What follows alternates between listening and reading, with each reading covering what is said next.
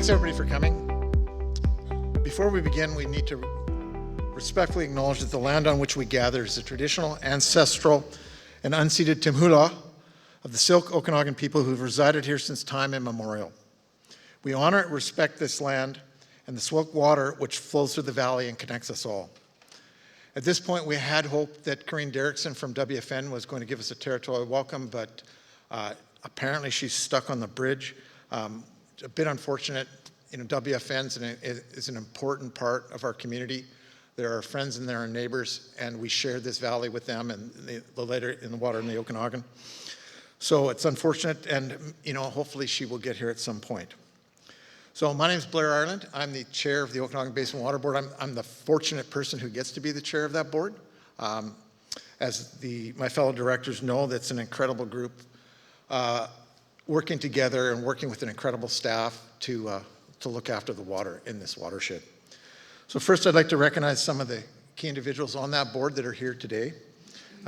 Director Victor Cumming from the RDNO, also the Mayor Vernon, Director Rob Fleming from the RDNO, Director Rick Fairburn from the RDNO, Director Wayne Carson from the RDCO, and Director Kevin Kraft from the RDCO. We also have the Vice Chair, Doug Holmes, who's also the Mayor of Summerland from the RDOS, Director Sabrina Monteith from the RDOS, Director Tim Lazard from the ONA, the Okanagan Nation Alliance, and Director Bob Harasco from the Water Supply Association of BC. It's a great group of colleagues working on this board, working together. But we also have some VIPs here as well. So first, we have the Boundary Similkameen MLA, Donegal Wilson. We have the West Kelowna Mayor, Gord Milsom. We have Shirley Fowler, who's the chair of the RDNO. And we have the Honorable Tom Siddon. He's former MP, former minister of a whole bunch of stuff. Can't count all the different things that he has done. He's also been working with local government. He also was a founding member of the Okanagan Basin Water Board, and he's given to community for a long, long time. So I think a little bit of applause for Tom would be great. So the theme of this year's annual report and meeting is flowing forward. It's a testament to the Okanagan Basin Water Board's commitment to our region's water future, which we'll hear about lots this morning. You know, the Okanagan Basin Water Board, it's been an exciting year. It's been a year of big, big change. As you know, our next speaker is the former executive director of the Okanagan Basin Water Board. We have a new executive director. Melissa started in April, I believe. But we also have lots of new pieces within the water board. We have changed James Litley's role. He's been elevated to a new role within that because he's been doing such a great job around all of those things. We have new members. We have a new communications, Carmen Weld.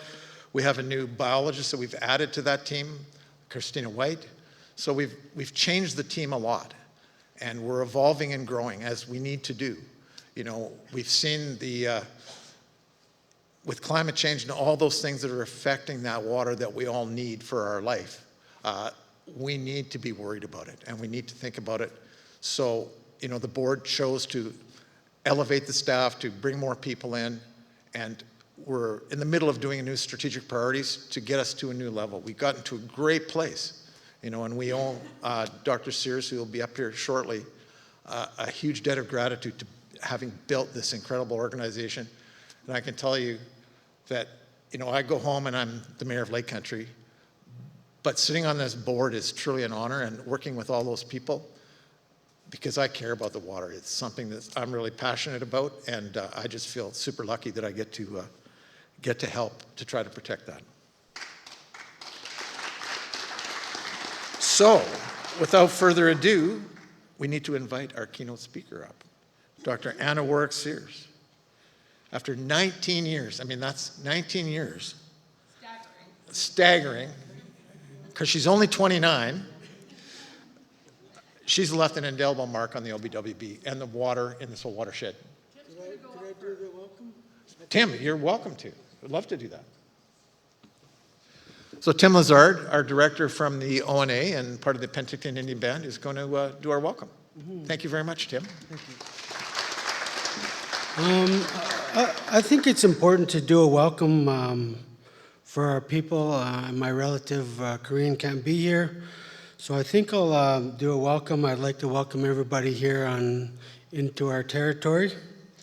I think, usually I'll just do one thing. I like to welcome people by saying white, and in our language that means good to see you and also see you later.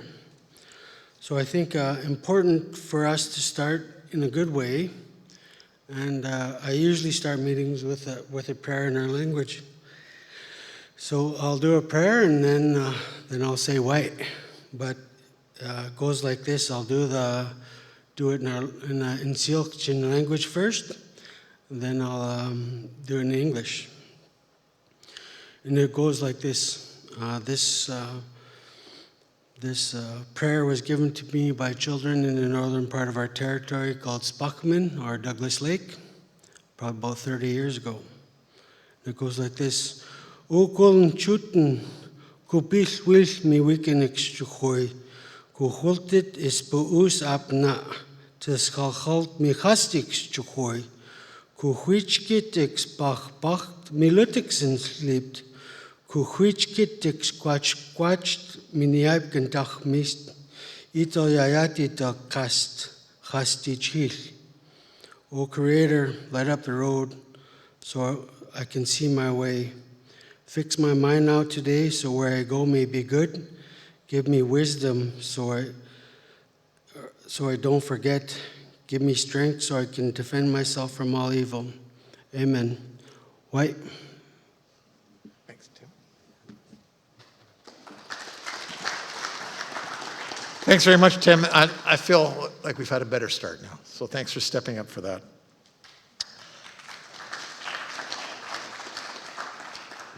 So we're just going to go back. After 19 years of service, Dr. Sears retired this spring. She's left an indelible mark on the OBWB and our whole watershed.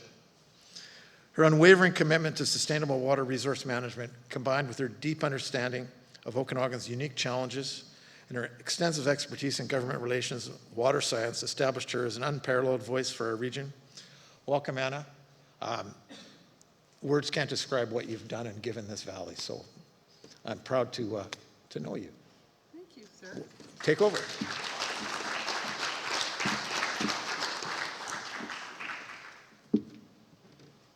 Okay. Did it go? Oh, right there. Have so many helpers. It's so great to be here. It is so great to see so many friendly faces in the auditorium. It's so amazing to see the water board moving forward with all these great new staff and, really digging into the new mandate. I understand that when I say new mandate, I mean they're working on a strategic plan, and they are going to, start again, take a new hard look at what the water board does. And I think that's a really exciting place to be for all of us, because we all are benefiting from it. Now I'll see if I can get my presentation up there. I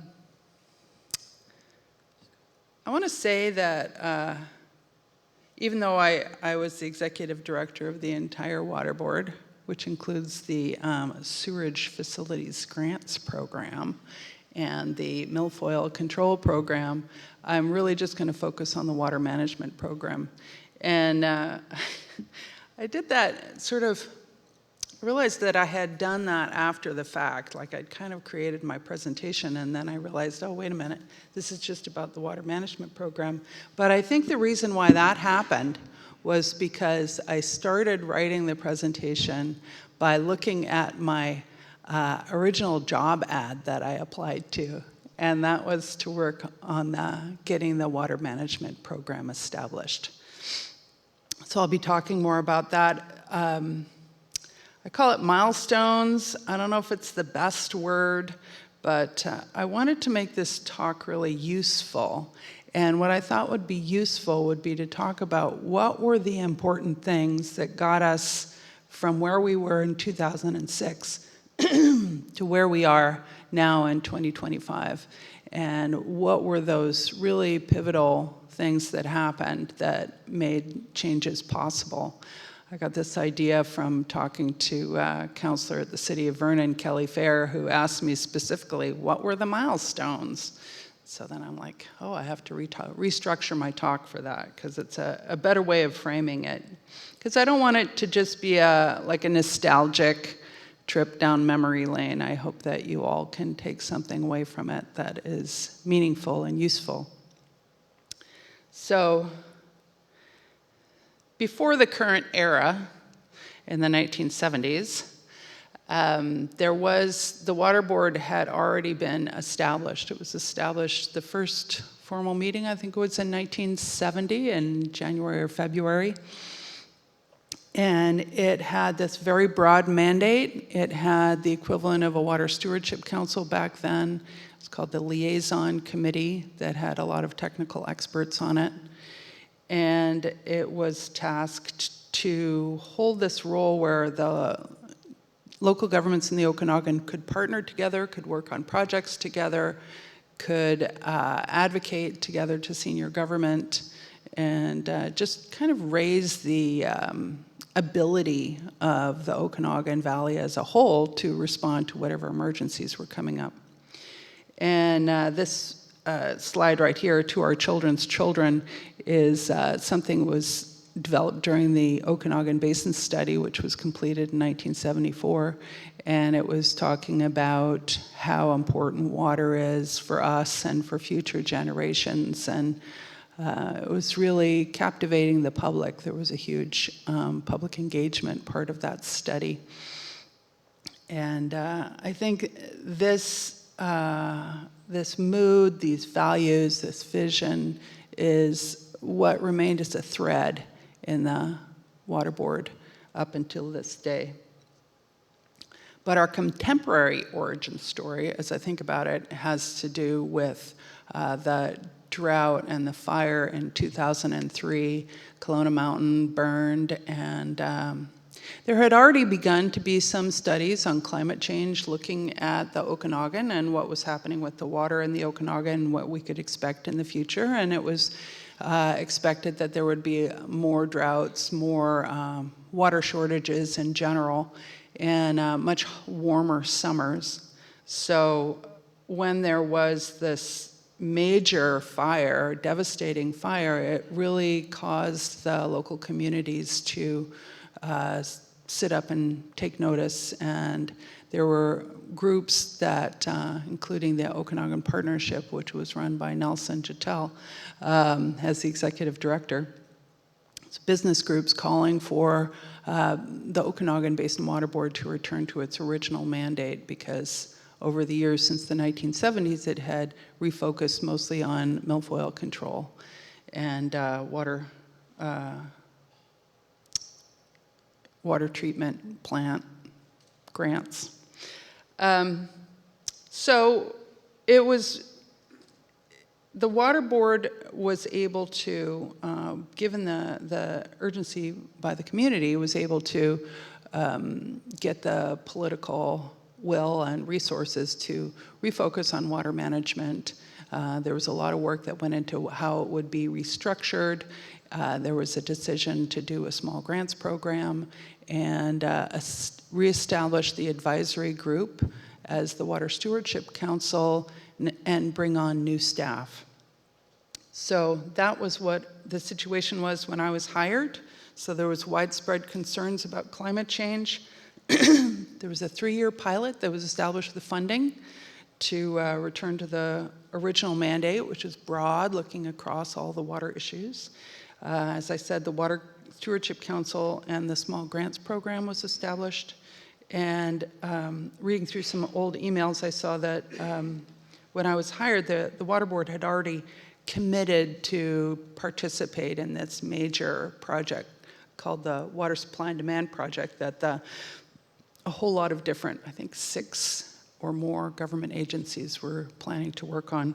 They basically said to the water board, if you don't contribute money, we're not going to give you any grants. So the water board had an initial $200,000 commitment back at that time.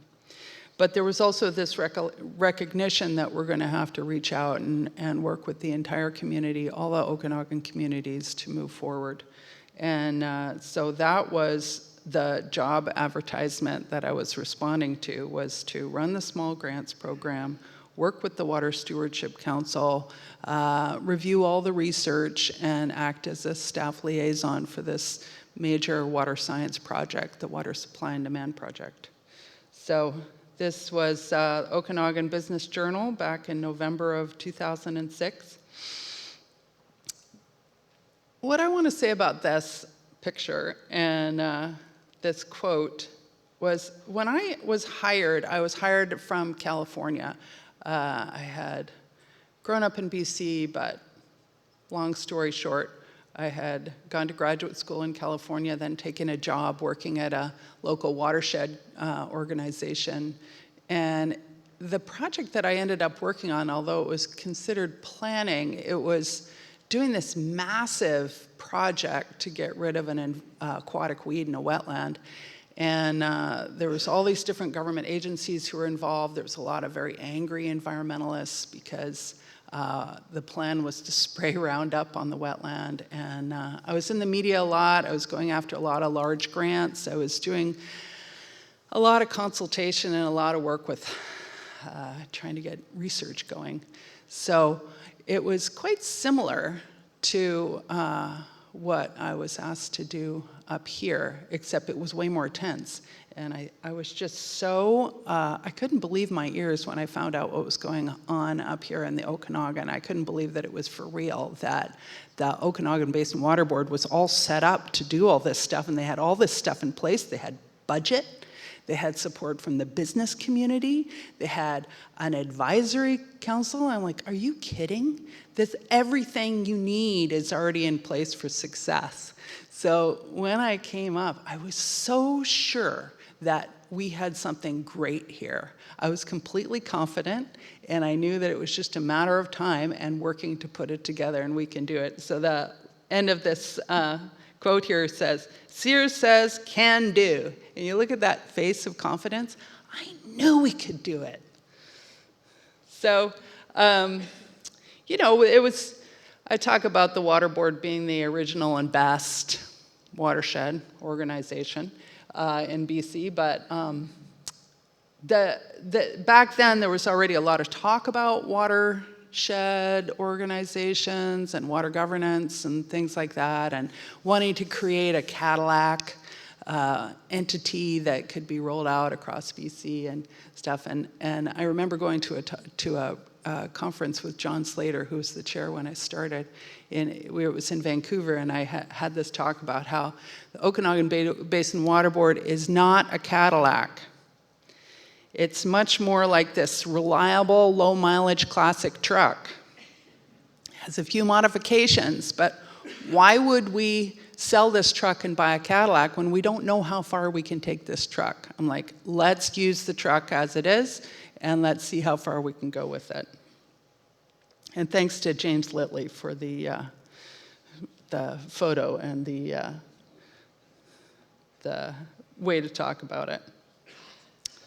So the first milestone I wanted to mention was, it was actually a really, it was a big challenge to earn the trust of local governments. We have a board that has 9 local government representatives, but back then the people were used to the water board doing milfoil control, and they weren't that comfortable necessarily with the whole, where are we going with this mandate? They were concerned about the Stewardship Council telling local governments what to do. They were concerned about the water board getting too big for its britches. There was just, there was a lot of uncertainty about it, and I had to do a lot of communication out to the local governments and keep them informed. We had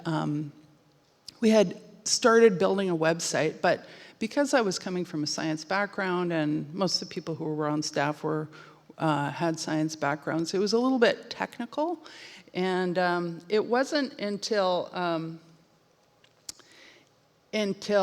really, here's me and Kelly Garcia doing some outreach in 2007 or 8 or so. And it wasn't until we really got Corinne Jackson on the team, who had, her background was in journalism rather than in science. And so she was good. Like, if she didn't understand what I was trying to explain, she would say, let's break it down so that an average person can understand it. And she was really good with working with media. And she really helped us change the way that we were talking about the water board. And this was actually the key thing that made a difference between us being seen as a somewhat egghead organization and having the local governments really embrace us as their team. They were able to understand what we were doing, and all of a sudden it was like everything unfolded, and we were able to get that trust. And I have on this slide here, I also have a couple of programs that Corinne worked on, the Don't Move a Muscle, public outreach, and James in the car is sitting in the Make Water Work advertisement truck, or Corolla. And the other thing that's on here, you see the other picture of Kelly Garcia and the Source Water Protection Toolkit.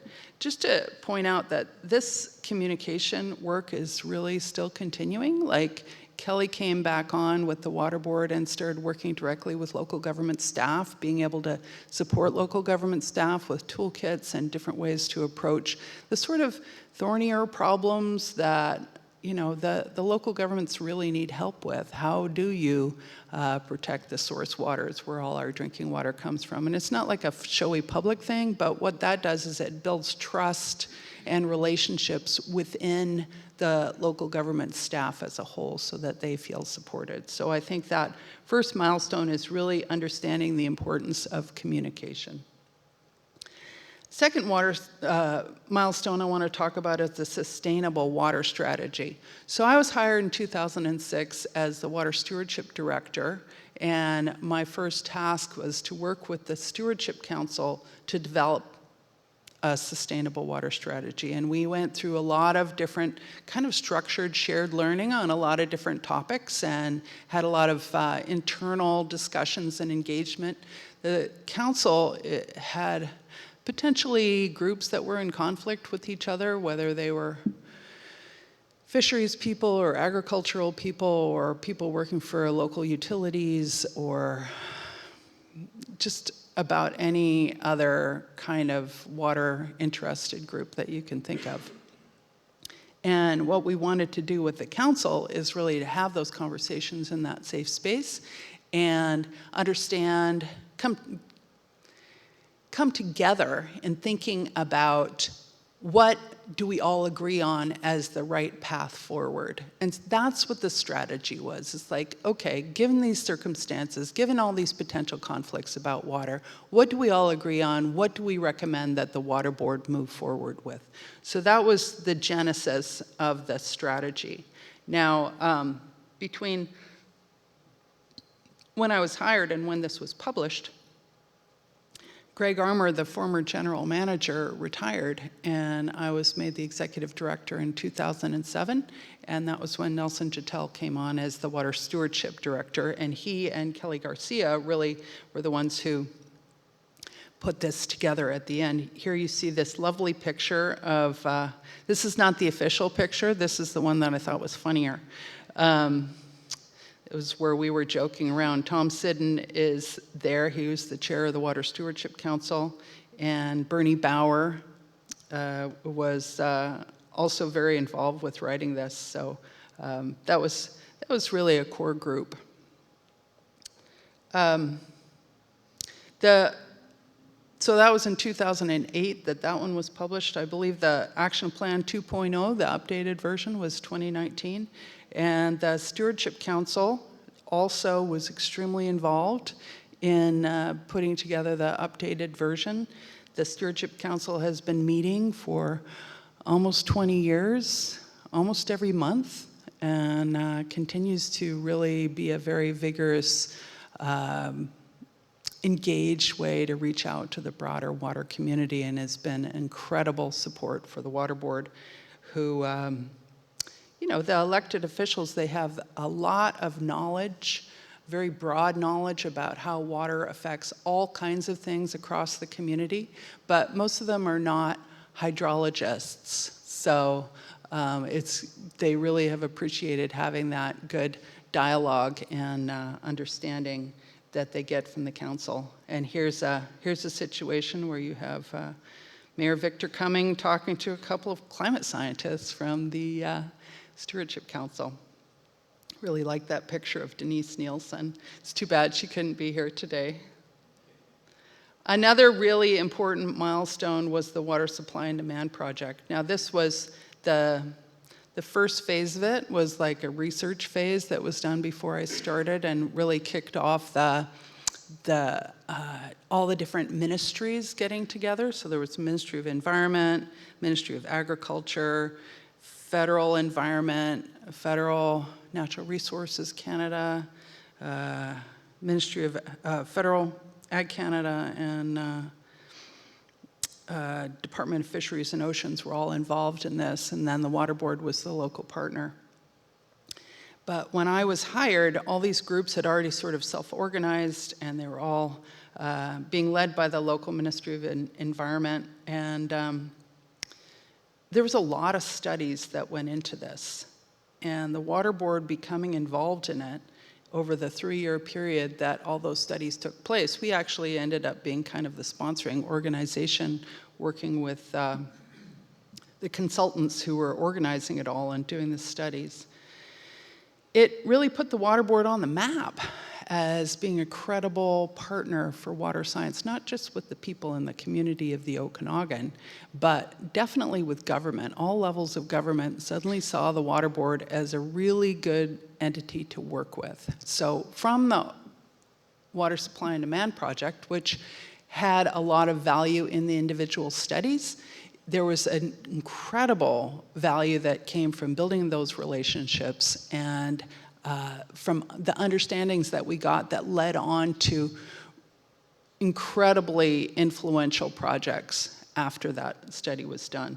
This is just a funny slide that I had from back in 2010, trying to explain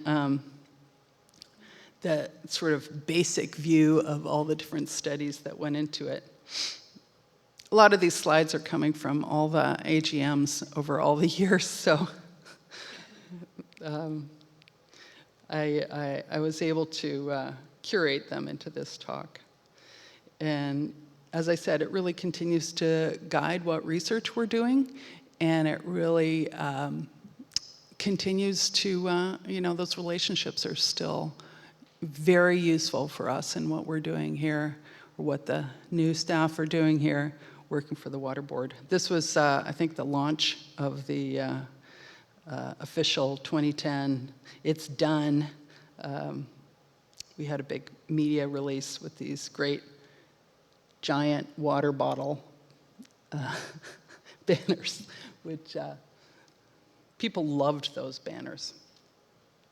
Okay, the next milestone I want to talk about was developing the governance manual. Now, I have this photo of these two young professionals taken in 2011 at a water governance conference.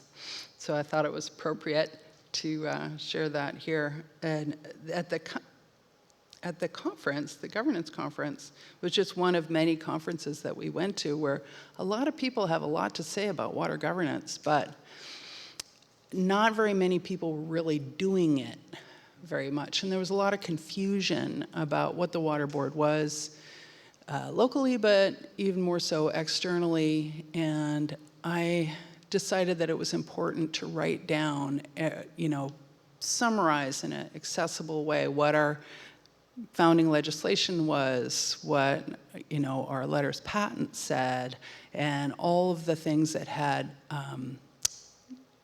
become part of our way of operating after, regional district resolutions or board policies to really get it all in one place.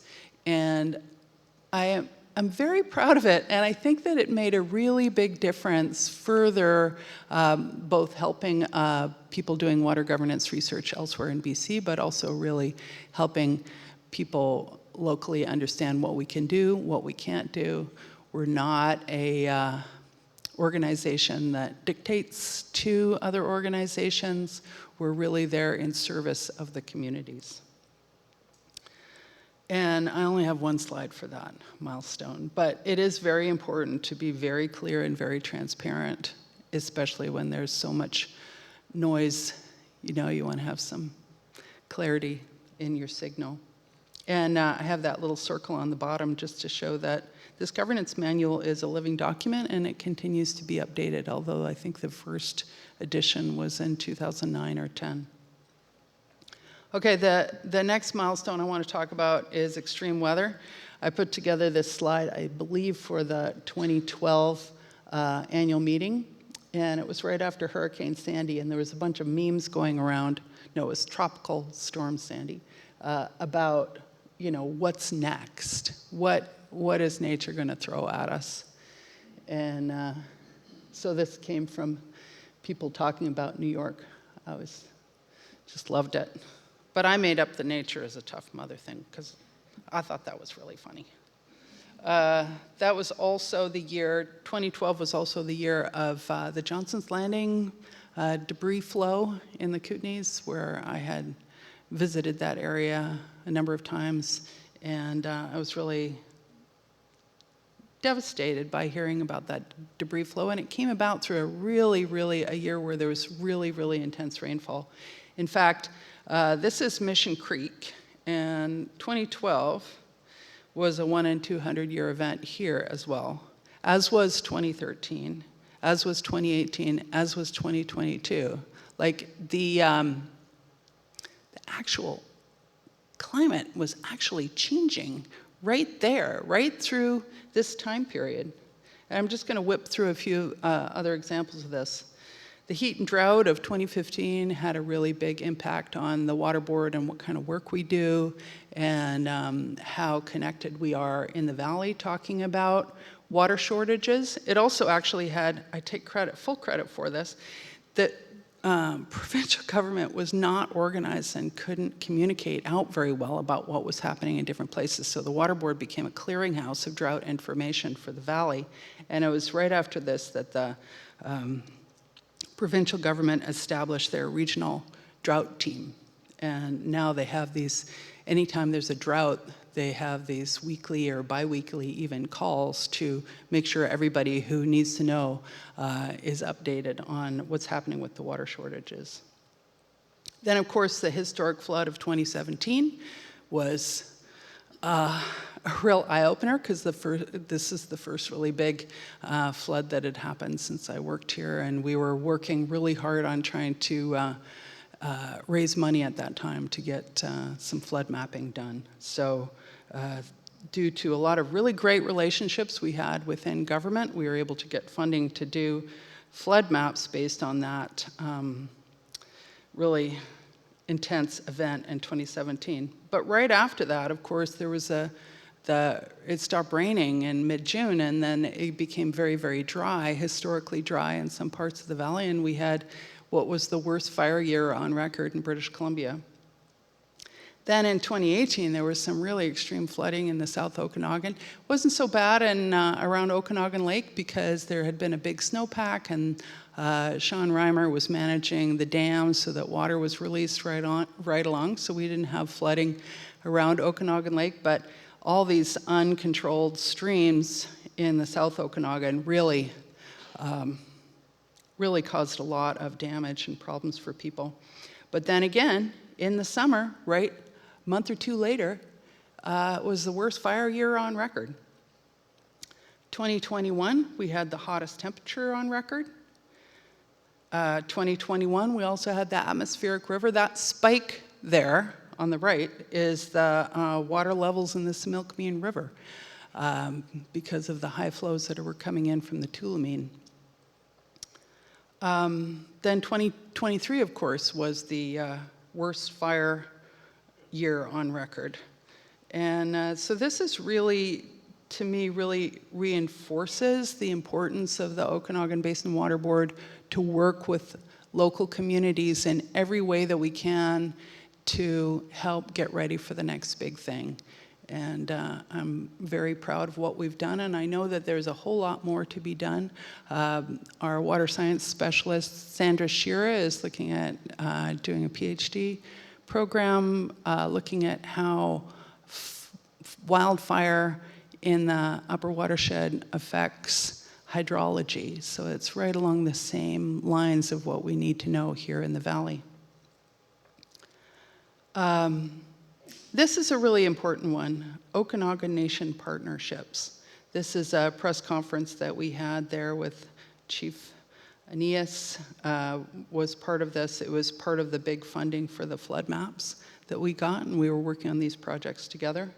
But the first really significant project that we worked on with the Okanagan Nation, we'd had a seat for the Okanagan Nation on the water board, but we didn't actively start working with the Okanagan Nation on projects until 2013, when Nelson led this project of the economic analysis in the Okanagan Basin to look at how that one section, it's 3 kilometers in the Okanagan River Channel, was the natal home, the birthplace of almost all the Okanagan sockeye that were able to come in, and looking at the value, the economic value of what those fish bring to the valley.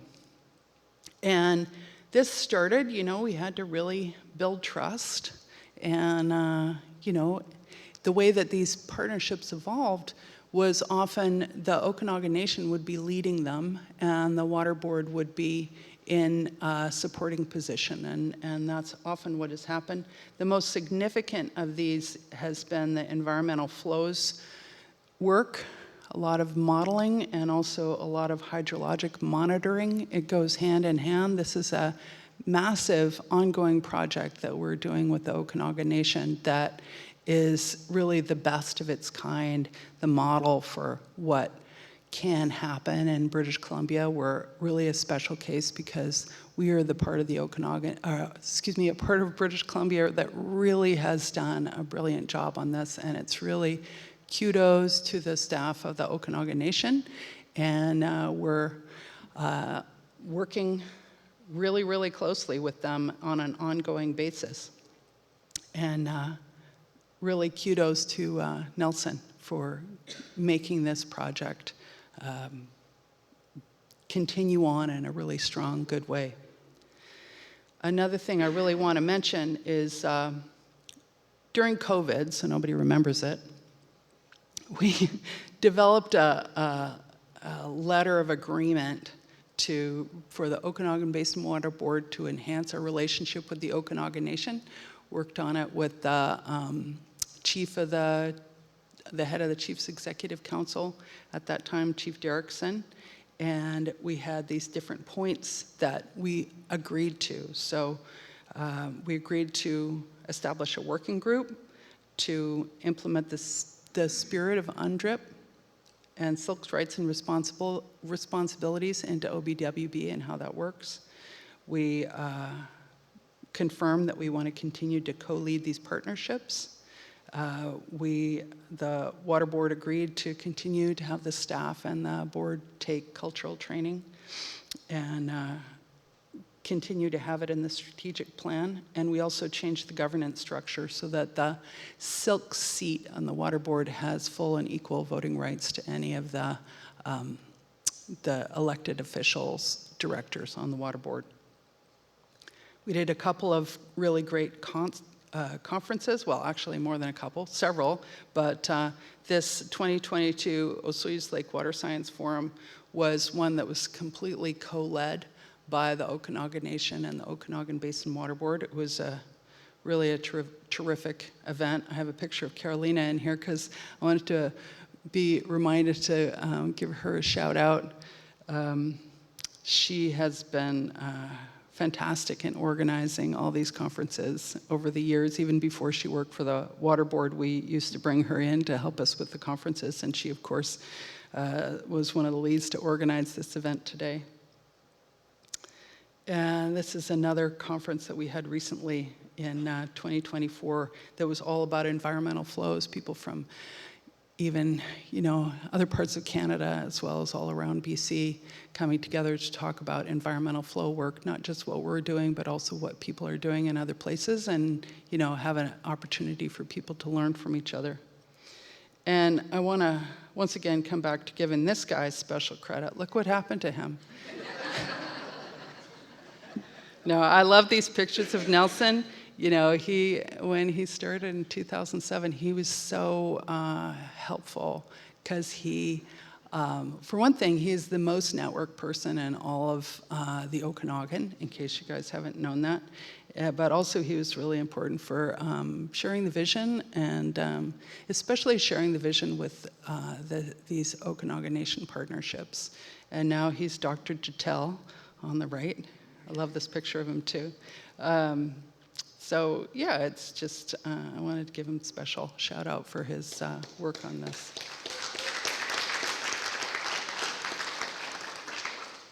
In my contribution to the annual report, there was 3 projects that I was giving a shout out to now that I'm finished with my milestones. So one was the environmental flows and the partnership with the Okanagan Nation. The other one was really a shout out about this flood mapping and response plans. This Not Waiting for NOAA was the name of a workshop that we put on, I think, in 2014, about how we got to get our act together on floodplain mapping. But this led to a really fantastic flood mapping project that took in all of the main stem lake areas in the Okanagan, and really created the best flood maps in BC, which we're still working to help the local governments bring into their bylaws. You know who you are out there. But it's extremely great base data set for people to use as they think about where development should go, where it should not go. And even for the public, when I was still working for the Water Board, I would get calls from realtors or from people who wanted to buy real estate near the lakeshore wanting to have help interpreting them. And some cases I was like, I wouldn't buy there. Another shout out really is all the work that has gone into the work to keep invasive mussels out. So this slide is really highlighting the communications efforts that went out, the constant, keeping the websites updated, going out and talking to the public, making sure that there's maximum awareness, great radio ads, really focusing on keeping up the awareness around with the general public. Other parts of BC, they're focusing on boaters, but here I thought if the invasive mussels come in, they're going to have such a devastating impact to the local area that I want to have every grandmother and every school child knowing what this will bring. It's not just the boaters, it's going to affect all of us. And so we need to raise the awareness among the entire public. And then the other half of this work, of course, was the work on policy. So here we have this Preparing for Invasive Mussels Vulnerability Assessment Guide that James Litley really spearheaded. And he really has been the lead on great policy work on this.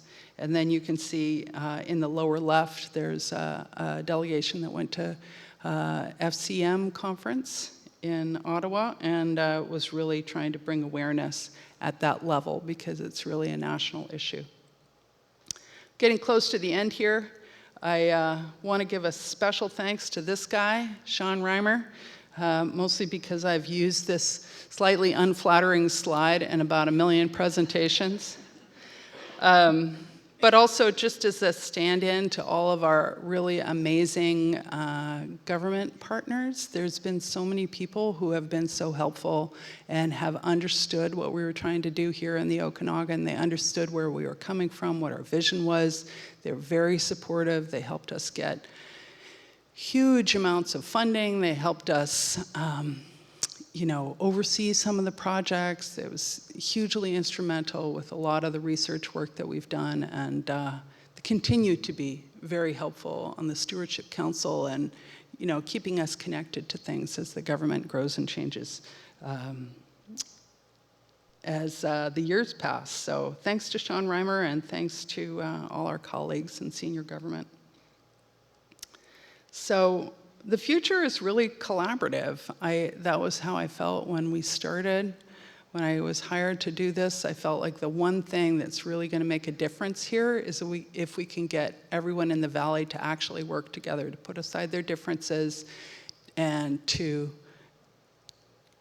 commit to helping each other improve the water, help with the water supply issues, help with climate change issues, help with water quality, really working together. And I feel like if there's one thing that I am most proud of in all my 19 years at the Water Board is really growing this culture of collaboration, which I think is demonstrated even here today with all of you in the audience, really committed to working together for Okanagan water, which is so precious to all of us.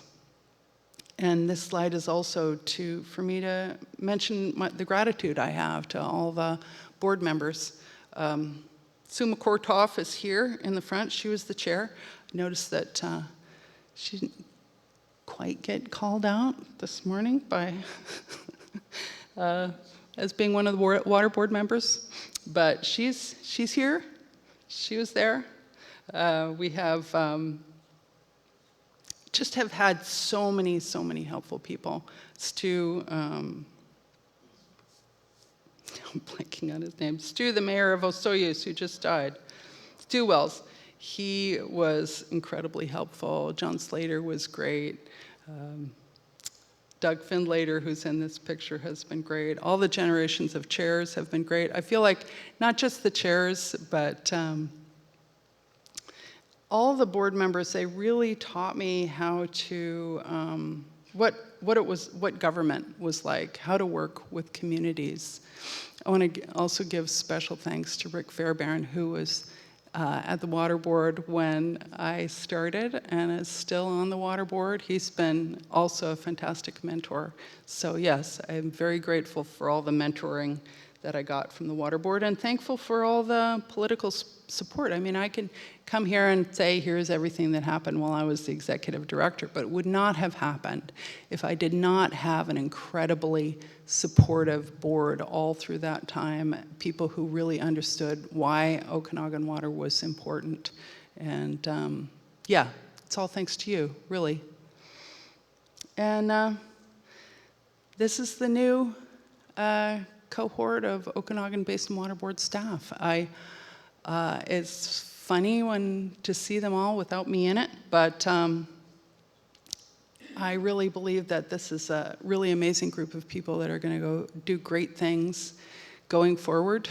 And I really believe that they're bold, creative, and curious, and they're going to figure out how to continue to help Okanagan water and Okanagan communities going forward. So that's it. And I believe I'm supposed to announce the break. No? Oh, wait. Okay. So that's it. Thank you very much. Thank you for coming.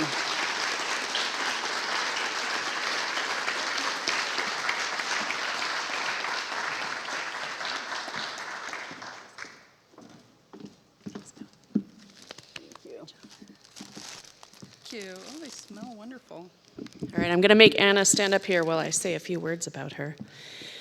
So when Anna joined the Okanagan Basin Water Board, the water management program didn't exist. Now, she just made it sound really easy, but it was just an idea, and an ambitious idea. And convincing people to believe in an idea before you can show results, it requires both courage, persistence. It means asking for trust before you can show proof. And it means building as you go, often with little more than conviction and a blueprint in your head. And I happened to have dug through some records and found Anna's blueprint. So she showed you the job ad that she applied to, and I found what she would applied with. So the date on this is April 4th, 2006. And this was the clear-eyed vision that the applicant to take on this job had at the time. I'm just going to read a couple segments. So she said, "The Okanagan Basin Water Board is uniquely situated to take on a leadership role in water management. Local jurisdictions have, by definition, local mandates, but the Water Board has a regional mandate to consider the entire watershed and the interrelated factors that influence both water supply and water quality. By serving as a nexus for information and ideas and integrating the interests of all stakeholder groups, the Water Board seeks to create synergistic partnerships and catalyze change. The Water Board does not dictate to local jurisdictions, but rather seeks to provide a vision, enhance cooperation, and empower the communities. The Water Board seeks to bring together water users to promote cooperation and regional water management planning." And then she has a section that said, "When folks can come together, 1, come to agree on the nature of the problem. 2, come to believe there is a resolution to the problem, even if that resolution is not yet clear. And 3, can come to the table representing their needs and interests. Rather than entrenched positions, we can make rapid progress towards mutual solutions." So it's easy to see why she got the job. That would have been an easy hire. But Anna, you saw with complete clarity what needed to be done, that the Okanagan needed a basin-wide perspective, that partnerships were key to progress. We had to ground decisions in the best available science, and that local efforts, when coordinated, could attract the support of provincial and federal governments. And over the years, Anna stayed true to that vision, as we just saw the evolution of the water management program to what it is today. From small beginnings, the water management program grew into a cornerstone of this organization, funding projects, supporting innovation, building partnerships, and elevating the Okanagan as a model for collaborative water management across the West. And you won't believe it, but we did not share our notes before this, but Anna, what you built is more than a program, it's a culture of collaboration. So I'm glad you felt the same. It's a commitment to science, it's a belief that the Okanagan's water challenges can be met when we work together at the right scale. That clarity of purpose, held steady for 19 years, is what made the OBWB what it is today. And as we look back, we don't just see the program that you created, we see the determination it took back to start something from scratch, the skill to keep people at the table, and the wisdom to hold to a vision while still adapting to change. Anna's done a world of good for our water, for our communities, and her legacy will serve the Okanagan well for years to come. So please join me in one more round of applause for Dr. Anna Warwick-Sears.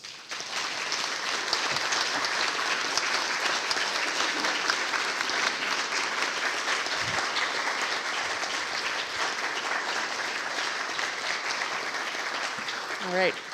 And now we can announce the coffee break. So we're going to take half an hour.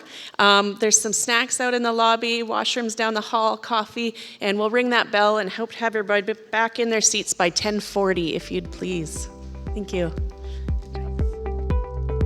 Well, welcome back, everybody.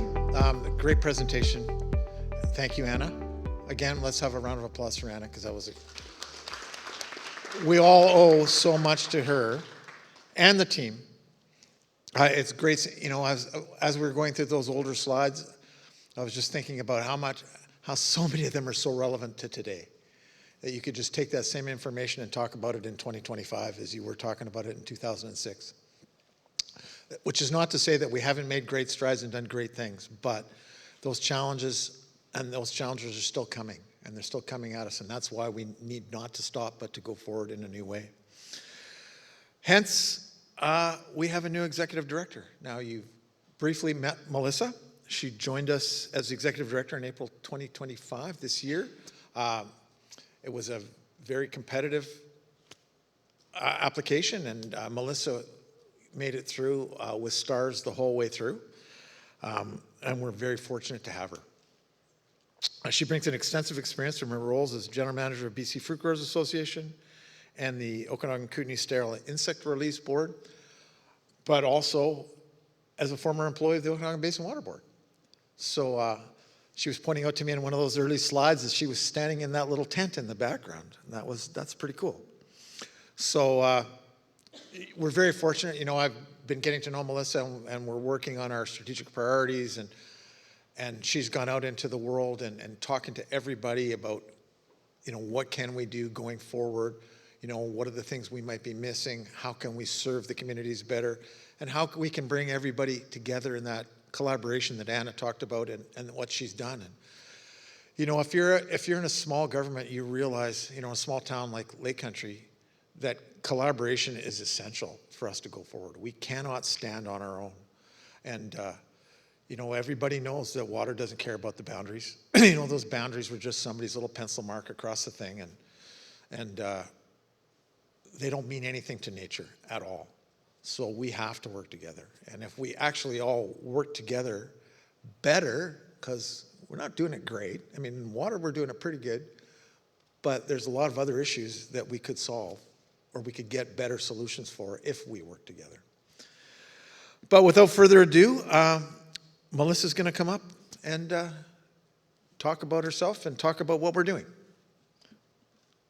Welcome, Melissa.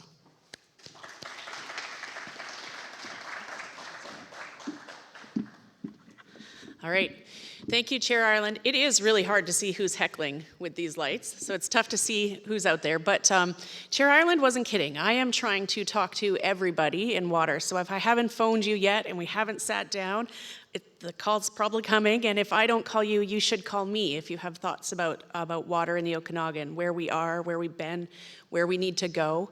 The thing that stuck out from me this morning was, we're on your team. All of the communities, all of the people that live in the Okanagan, that's why we're here. That's what water is about. It's about our communities. It's life. It's quality of life. It's everything that it means to live here, to work here, to play here on these incredible ancestral and ceded lands. So call me.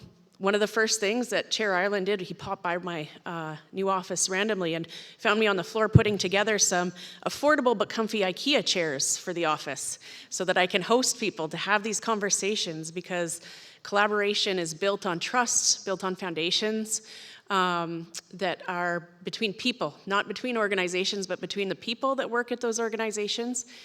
That's what inspired me about the Water Board. I tell people, and it's no exaggeration, that my 2-year stint at the Water Board, while I was a graduate student studying painted turtles and canoeing around the ponds of the Okanagan, it changed my career path. It made me realize the power of getting people to work together, and it inspired me to continue working in these complex, but I call them capital G, good for the world projects and programs where there's a lot of issues that need to be worked together and at the right scale. And so I'm so pleased to be joining the Water Board at this time. Before I go further, I just want to say a big thank you to the team that put together this day and this event, because never mind a conference, even just this annual meeting is a ton of background work. So Carolina, Carmen, Sandra, Amanda, the rest of the team that pitched in, just a huge thank you for making the day so smooth and so successful. To those of you that took time out of your day, we had over 60 people here. That's amazing. Friday morning is valued time, and so we sure appreciate. We know everybody's busy. There's many competing priorities for folks, and we understand that. So we really appreciate not just coming out today, but all the people that engage in these problems. That's what we need. Collaboration requires engagement, and so to all of you that show up and continue to show up, thank you. It's strange to present an annual report for a year that I wasn't a part of. So I think the first staff meeting that I had was in April. Our fiscal year runs until March 31st. So the first staff meeting that we had, we sat down together and they said, well, we need a theme for our annual report.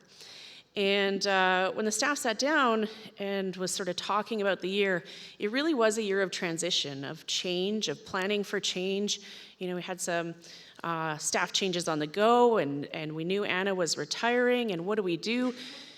But you can't stop moving, right? There's all these programs that are ongoing that we have to keep moving. We got to keep going, and going kind of turned into flowing, right? Flowing forward. We've got to keep moving, and we'll figure it out as we work together.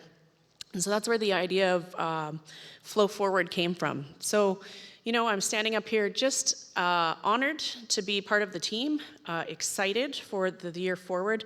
We've got a fantastic team of staff and an invaluable board of engaged directors, and that I think is going to really help us through this fall as we take a good look at where we've been, what we've done well, what we maybe could have changed or done better, because there's always those moments. You do the best you can in the moment. A lot has changed in the landscape since I was there 15 years ago, since Anna started 19, and yet, as Chair Ireland said just in the break, also, a lot of things haven't changed. So many of those slides that Anna put up remain true today, right? The challenges we're facing. And so, since Anna took us through a lot of those projects, I thought maybe we would just focus on one of them. And last night I was at an event where Grand Chief Stuart Phillip showed up and sort of surprised everybody. And water is near and dear to his heart. And he said 2 different times, I had my notepad there, he said, what doesn't get measured doesn't get done. And so this project that Dr. Jetel is going to talk about is about measuring things so that we can get it done. And just before I flip it over to Dr. Jetel to talk about that project that is this long-standing partnership with the ONA, I would like to offer just a sincere, heartfelt congratulations to the ONA on the opening of the fish passage down in Penticton. If any of you got a chance to be there at the opening a couple weeks ago, it was this just magical moment. And I really believe that we are getting it done. There's so much more to do, but we have a way forward that Anna had outlined for us in her vision in 2006. And so how we continue to flow forward and work together, I'm really excited. And with that, I would ask Dr. Jetel to come up here and just tell us a little bit more about this project that really is about measuring so that we can get it done, and is sort of the literal translation of flowing forward, because it's all about hydrometrics. So, Dr. Jetel.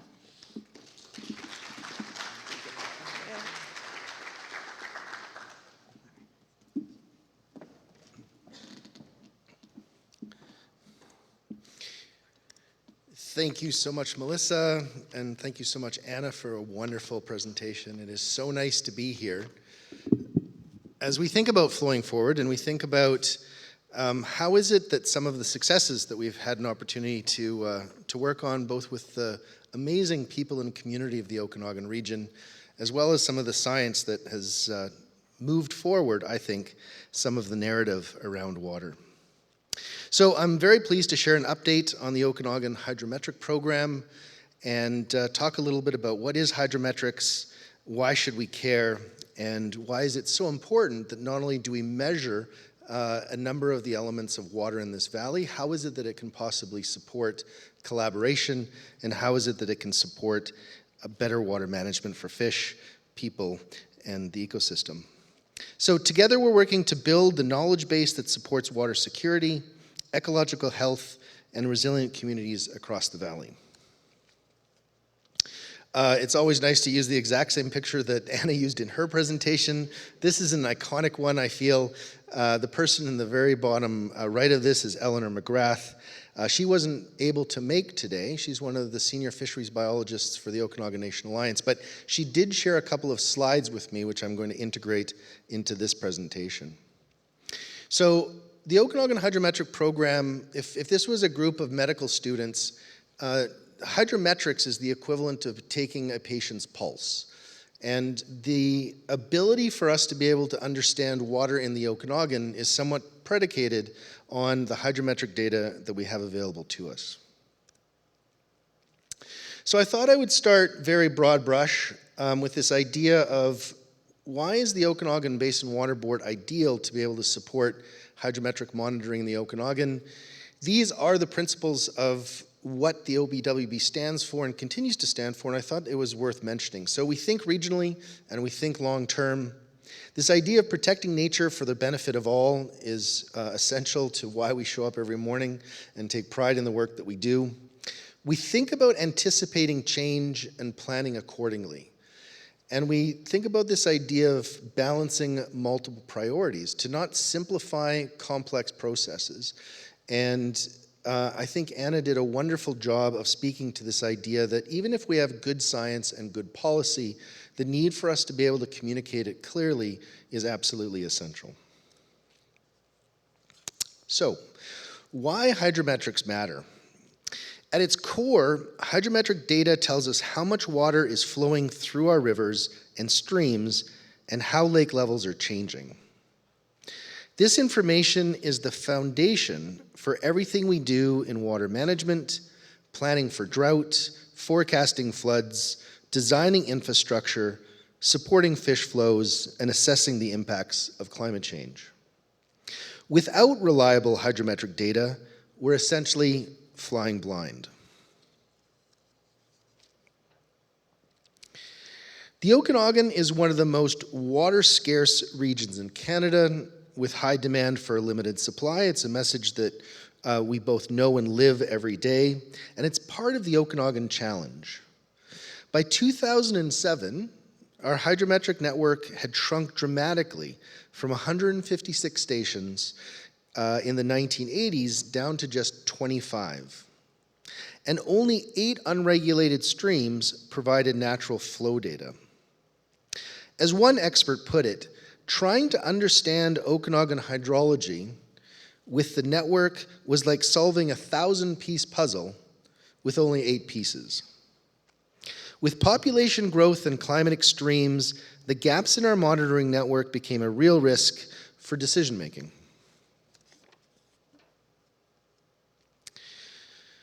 Recognizing this critical gap, a 2007 workshop on the future of water management in the Okanagan laid the foundation for renewal. I had the privilege of championing this program and guiding its day-to-day operations alongside with dedicated Okanagan water leaders over the past decade, including the late Don Dobson, who was a longtime advocate, and past Watership Stewardship Council Chair, Dr. Brian Guy. And this visionary leadership of Dr. Anna Warwick-Sears that we just heard enabled and supported this vision to be able to be grounded in the Okanagan Basin Water Board and support some of that collaborative effort. In 2008, the Hydrometric Network Requirements Report made it clear we need to rebuild our monitoring capacity, and by 2011, the OBWB launched the Hydrometric Monitoring Project Charter, aiming to reestablish 15 strategic stations. The OBWB formally adopted the Hydrometric Service Program in September of 2020, and that's the foundation for the program we operate today.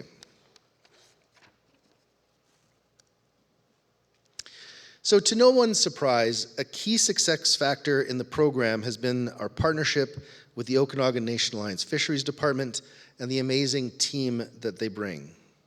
The ONA has helped guide station siting and design, ensuring that monitoring supports not only municipal and agricultural needs, but also salmon reintroductions and the health of aquatic ecosystems.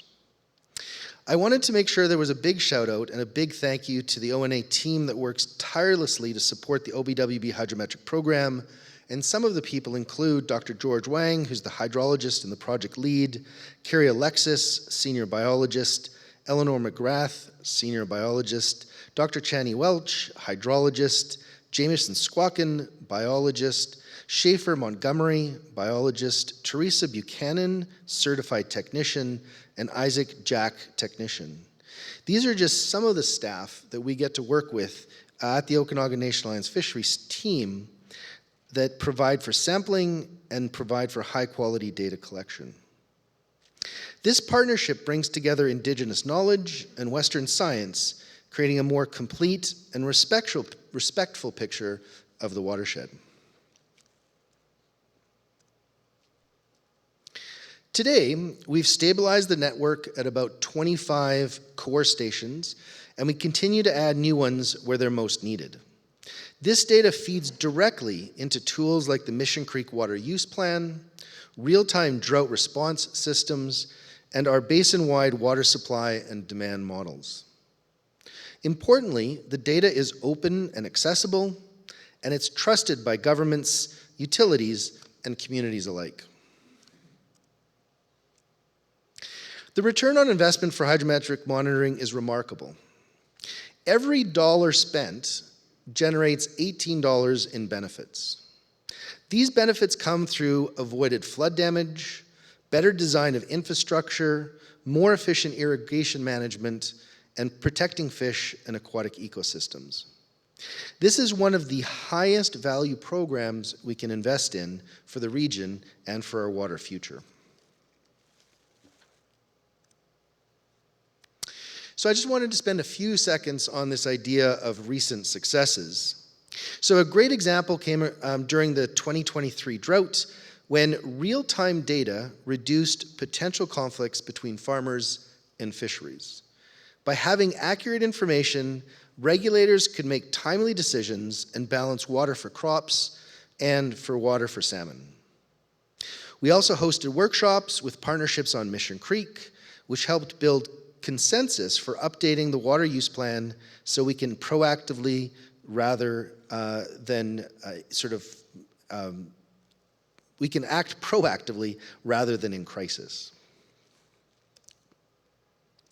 So looking forward, our priorities are to modernize the network with smart sensors and Internet of Thing enabled gauges, making data collection more efficient and reliable. We are also working to secure long-term, stable funding by building strong partnerships across all levels of government, Indigenous organizations, and utilities. This program is also positioning the Okanagan as a living laboratory, a model for water resilience that can guide other regions across Canada. The next couple of slides were provided by Eleanor McGrath, as I mentioned earlier, who couldn't be here today, but she highlights a number of reasons why the hydrometric program is so critical for ongoing activities throughout the region. So she points out that stream flow equals fish habitat, and that fishery staff have been working towards resolving conflicts between water diversions and fish needs for 15 plus years. The Okanagan Nation Alliance began operating hydrometric stations in collaboration with the OBWB in 2012, and the Okanagan Environmental Flow Needs Project, which went from 2015 to 2020, purpose was to develop defensible, transparent, and robust environmental flow needs and critical flows for Okanagan streams. Environmental flow needs are the volume and timing of stream flows required for proper functioning of the aquatic ecosystem, whereas critical environmental flow thresholds are the volume of stream flows below which significant or irreversible harm to the aquatic ecosystem is likely to occur. And what's interesting is that in order for us to calculate both EFNs and critical flows, it is essential for us to be able to have real-time, accurate hydrometric data. Eleanor goes on to talk about the importance of some of these hydrometrics, and she talks about the combination of real-time hydrometric data and knowledge of EFNs and critical environmental flow thresholds alert us to drought or low flow conditions and focus on problem areas for resolving conflict between human consumption and ecosystem needs. This also supports response measures such as fish salvages and release management from storage, which the Okanagan Nation Alliance Fisheries Department is actively involved in. Knowledge of chronic low flow and EFNs and CFTs is used to guide our salmon restoration efforts, their words, and is an absolute critical part to some of the water management that occurs throughout the region. So, as I close, I just want to mention that the Okanagan Hydrometric Program has these characteristics of being science-based, locally driven, has enabled for partnerships, and is powered by this incredible collaboration between the OBWB and Okanagan Nation Alliance leadership, and is essential for resilience in the Okanagan. The Okanagan Hydrometric Program provides for partnerships that have been both meaningful to be able to support community conversations, as well as these ongoing lasting relationships that support a range of benefits. Our collaboration with the Okanagan Nation Alliance has been critical, ensuring the program reflects both ecological and cultural priorities. This work is essential to building a resilient Okanagan, one valley, one water, shared for people, agriculture, and fish. Thank you.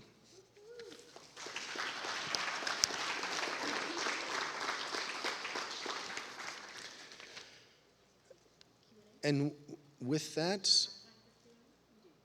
perfect. Is that James, Melissa?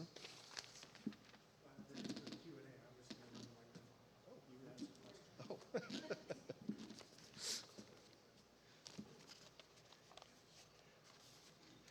Any questions about the hydrometric program in the Okanagan or anything else water related on this enjoyable Friday morning?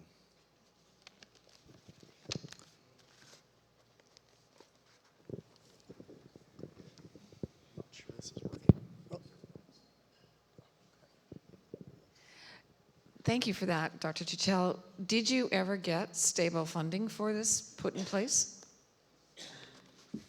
Is that Heather heckling back there?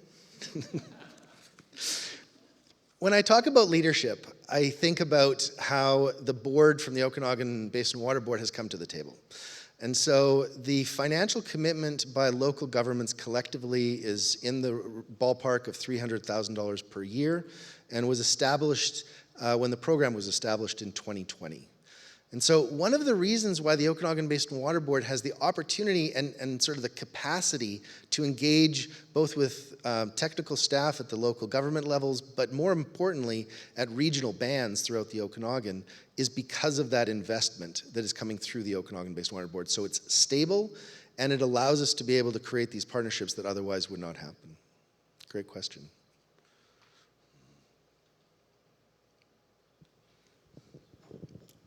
Thank you, Dr. Sim. James. Nelson, in the hydrometric data you're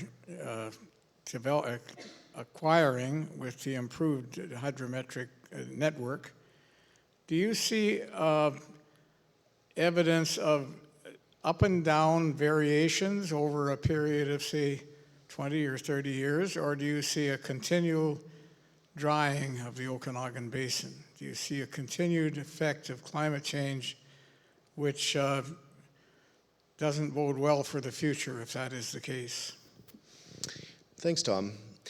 You know, that quote that Melissa just spoke to, this idea that we can't act on the things that we don't measure, definitely relates to hydrometrics.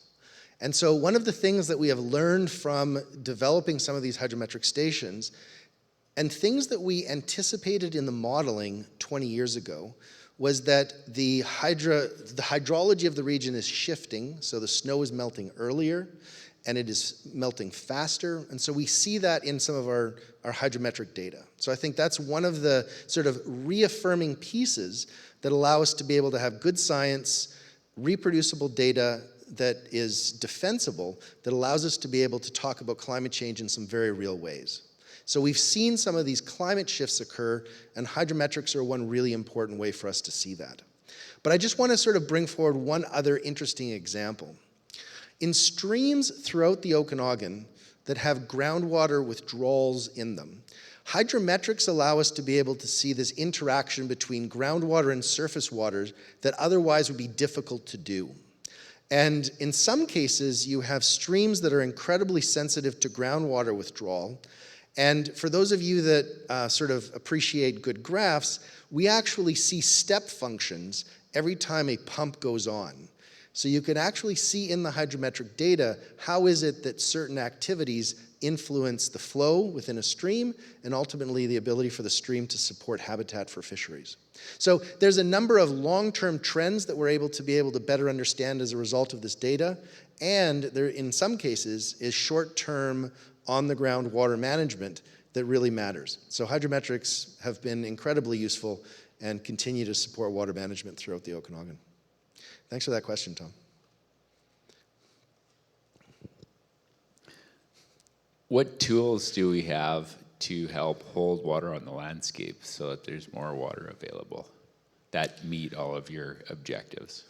Yeah, so that is a great question. That would be like a good plant question, so I totally appreciate that.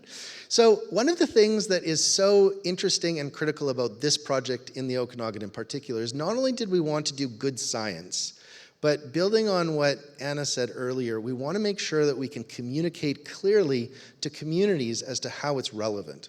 So one of the things that we've developed is a software package, which we call a Shiny app, and it takes in the information about environmental flows and critical flows, And so it gives us an idea of how much water do we need to have in the system to meet some of those requirements. And it overlays it with real-time hydrometric data that we're now collecting. And what's really interesting about this communication tool, and it's something that we launched at the sort of water conference earlier this summer, is that it allows for some of the First Nations fisheries staff to be able to have a different conversation with the province about how we manage our water and our water licenses.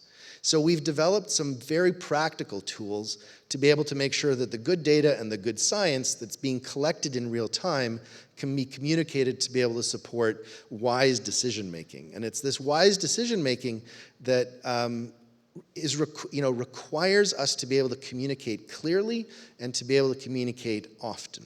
So yeah, there's some great tools out there. Thank you for that.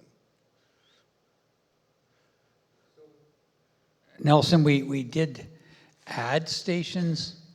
We had some existing stations. That's very different than the original number in the 1980s. So where do we go from here? Do we need more stations? And where would they be?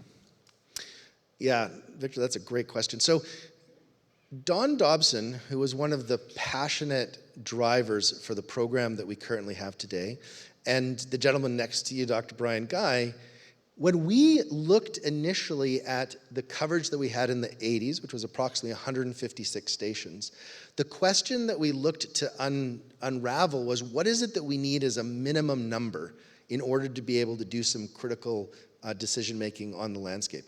And the number in that report that was developed was around 50 to 56.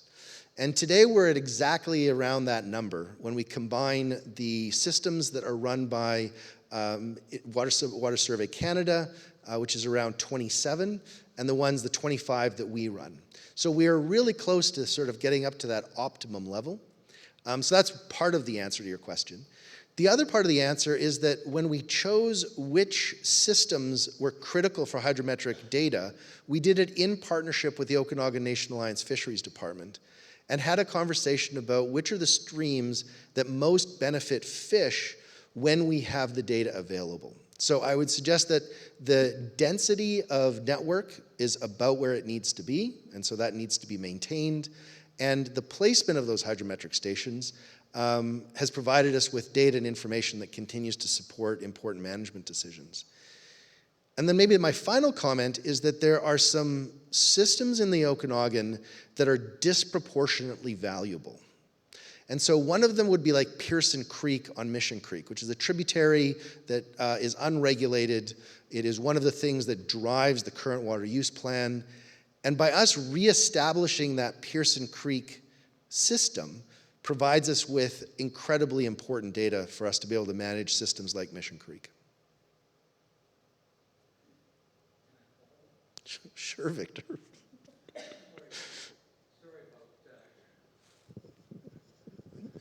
Is it? Oh, there we go. Sorry about my follow-up.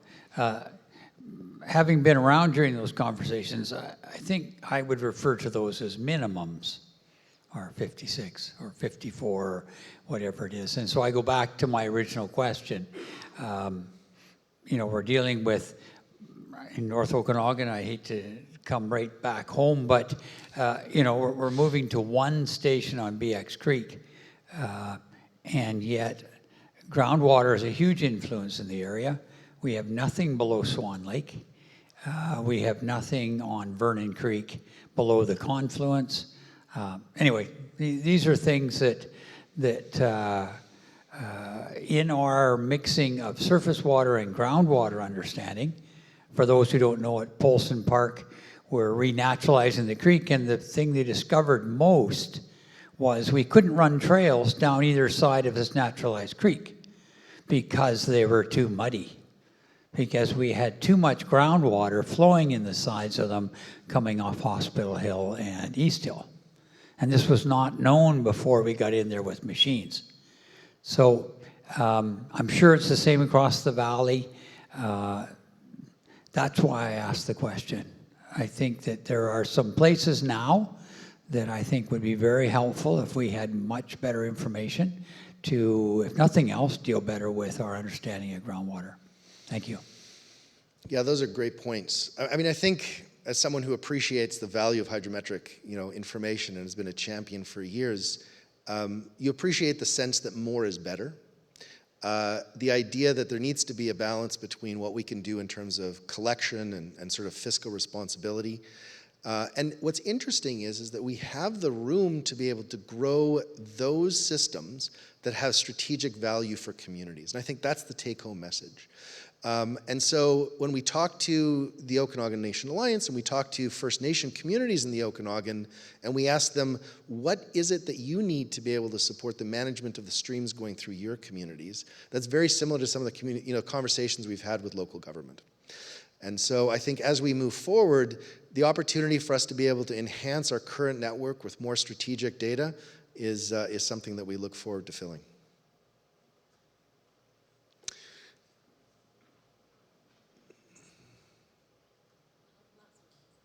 Last question, perfect.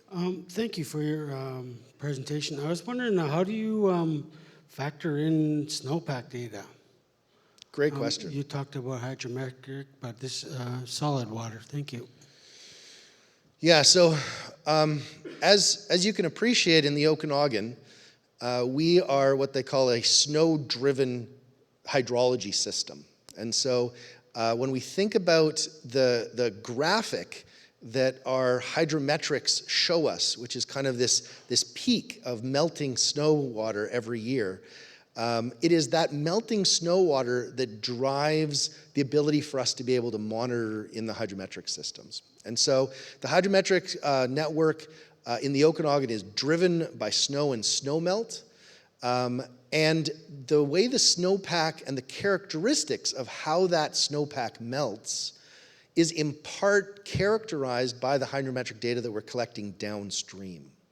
And so it is one of those sort of valuable pieces to what we do.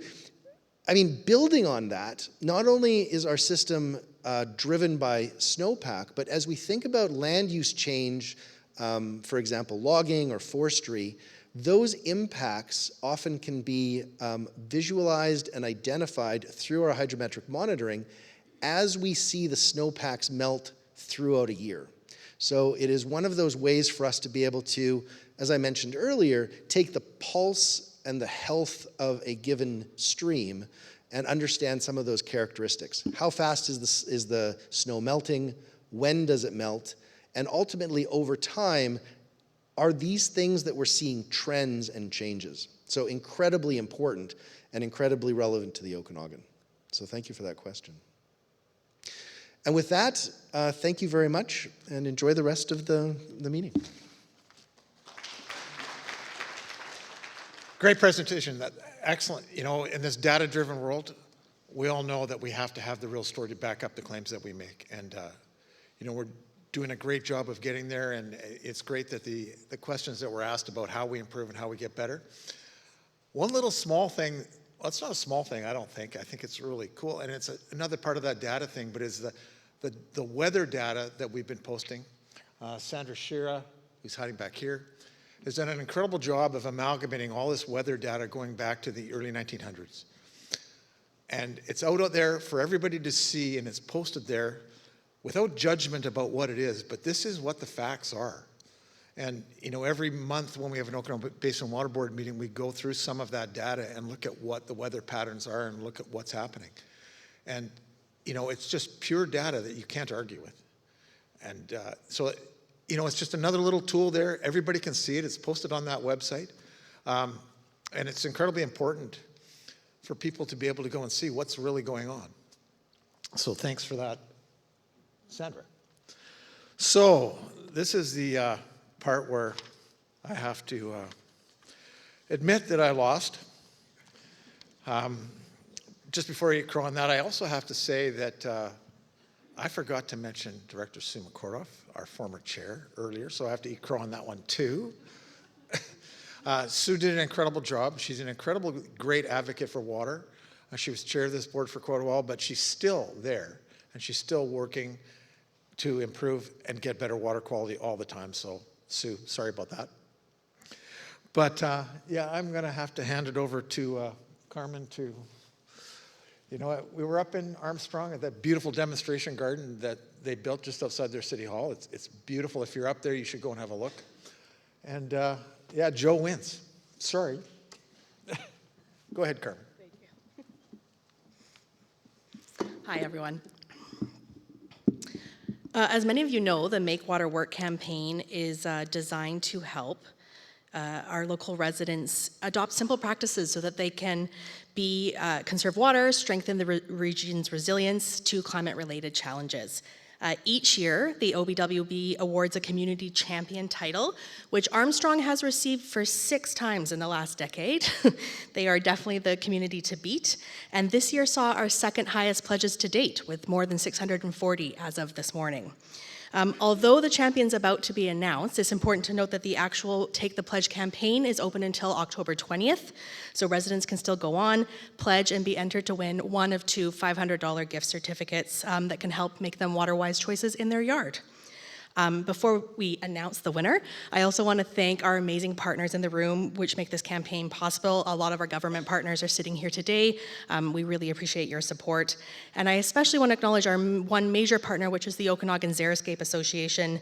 Their executive director, Sigrid Kendrick, and their president, Sharon Spring, were here. Their booth is out in the mezzanine if you want to visit them. We couldn't do it without them. Now, as I mentioned, Armstrong is the leading winner for the last decade, and they were in the lead for most of the summer. However, Osoyoos and Oliver were right on their tail, and in the last week, Osoyoos had some kind of crazy comeback story and had more than 60 pledges in the last few days.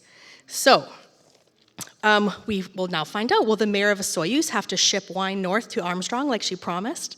Or will the mayor of Armstrong have to send some cheese down to Osoyoos like he promised? I'm going to ask the winning community to come up when we announce it. They can please say a couple words, and then once Blair wraps, we'll do some photos on the stage to acknowledge your win. So without further ado, check out the video here to see who won.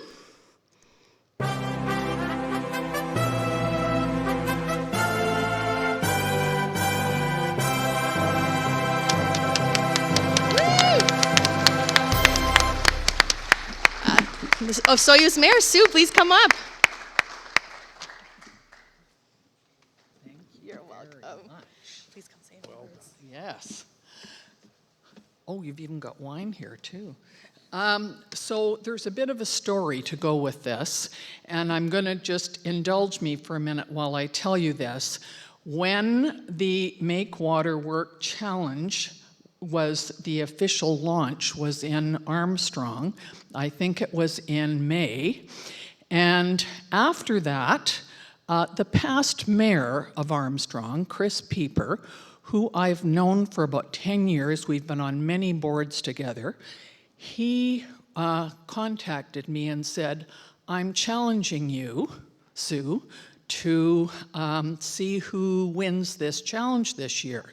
So if Armstrong wins, you are bringing wine up to Armstrong, and if Osoyoos wins, I'm bringing cheese to Osoyoos.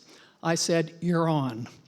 So I went back to the town, and I said, okay, guys, here it is. We've come second in this many times to Armstrong, and Shirley has apologized to me several times for winning and not having Osoyoos here.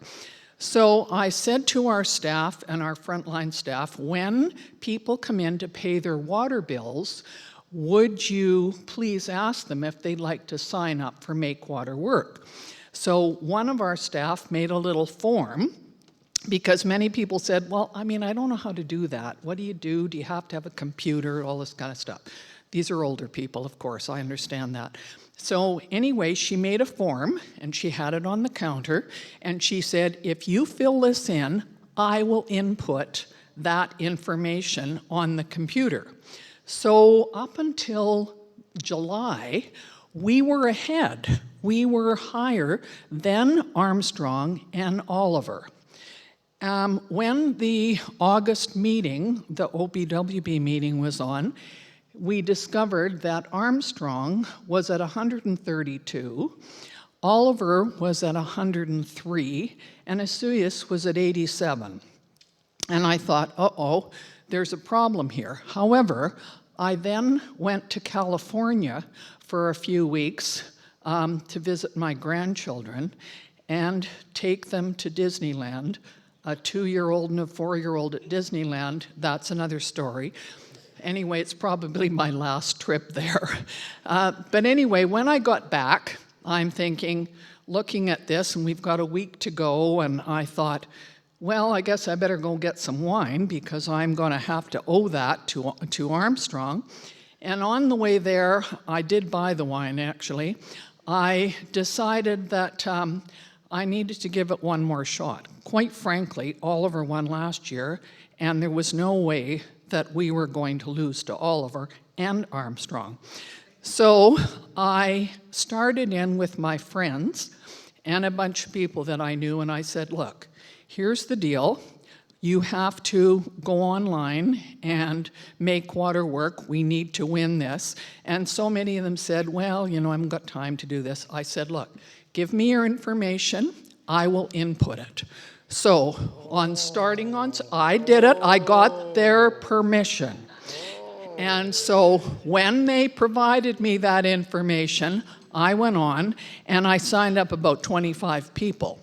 That was last weekend. Then my staff said to me, Mayor Sue, can we give you a hand on this? I said, absolutely you can.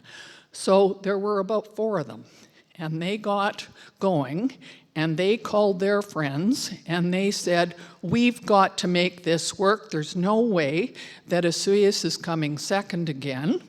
And by God, we went from 87, the last count was 166. So we worked hard for the last week.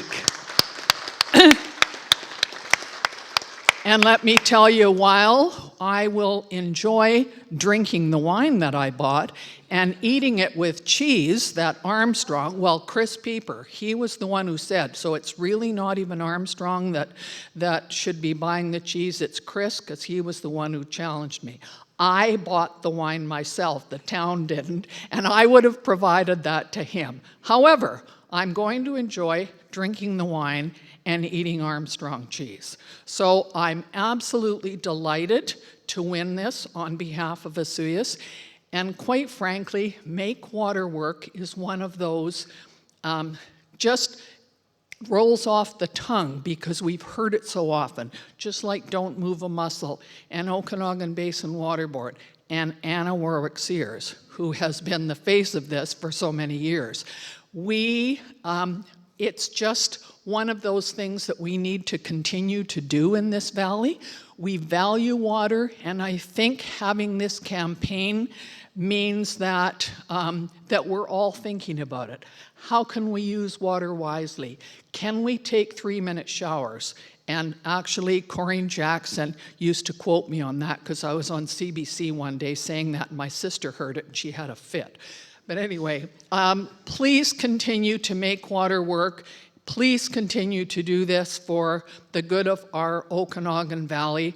And please know that I will always value Okanagan Basin Water Board, and I'm still on it, and I'm happy to be here. Thank you very much. That's cool, eh? Alrighty, well, hey, let's another round of applause for Osoyoos. Great job. I think, you know, there's some strategy there she shared. I'm not sure if that's within the rules. We're going to have to check that book out, or we'll just steal that strategy and move forward. And sorry, Cheryl, they got through. You guys were ahead. You know, that's the power of this room, all these people in this room. I'm so honored to be among you and so honored to know that, and so it makes you feel optimistic that there's so many people here on a Friday morning listening to a bunch of things go on that care about water. Because it truly is the most important thing we have. Without water, we have nothing. And we live in a semi-arid desert. You know, this is such a fantastic place to live, but because of that. So, you know, all these people who care so much and are helping to protect and worrying about that resource going forward, you know, it's one of those things, you you get unoptimistic sometimes, right? But these kind of things bring you back to where it is, and which is great. So thank you, everybody, for coming. Really, really appreciate that. Really appreciate the support. My fellow directors, really appreciate all the work that you do and your optimism around the board and how well we work together, because we are from different areas and different towns, and we do have different goals sometimes, but we managed to bring it together. And that goes back to the comments that Dr. Sears made, that backed up by Melissa. Collaboration. We have to work together. It's too precious a resource to lose. So thank you, everybody, for coming. Go and see our partner tables out there. SIG and the Okanagan Xeriscape Association is out there. So, go and get some advice from them. Replant your gardens. Look at those plants that live well without as much water. Look at those native plants. And one thing that I thought was really cool that we didn't talk about was the Make Water Work collaboration with FireSmart this year. As we saw earlier in some of the slides, fires made a big impact on the Okanagan. And fire and water are so interrelated. So that collaboration with FireSmart's been great. Anyways, thanks, everybody. We look forward to a great year. We got lots of things going on. As I don't know if people are aware that, we're getting there with the mussel fight. The province has recognized the legislation they have to put in, but they have to figure that out. So James is going to be out there beating down those doors, getting them to put in the way to manage this and get it done. But, there's been a lot of hard work going to there, and to James Litley, we got to give him a big round of applause for all the work that he's done to get us there.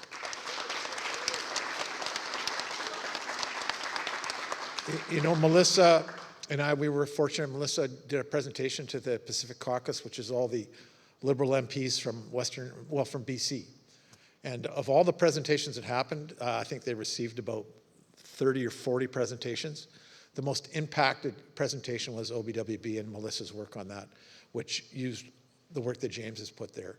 And we really made a big impression, and that's actually become one of the Pacific Caucus's biggest things they're taking to the National Caucus is our fight over the invasive mussel species. So, we haven't won the game, but we're certainly working hard to get there. Anyways, thanks everybody for coming. Get home safely. Thank you so much for coming out.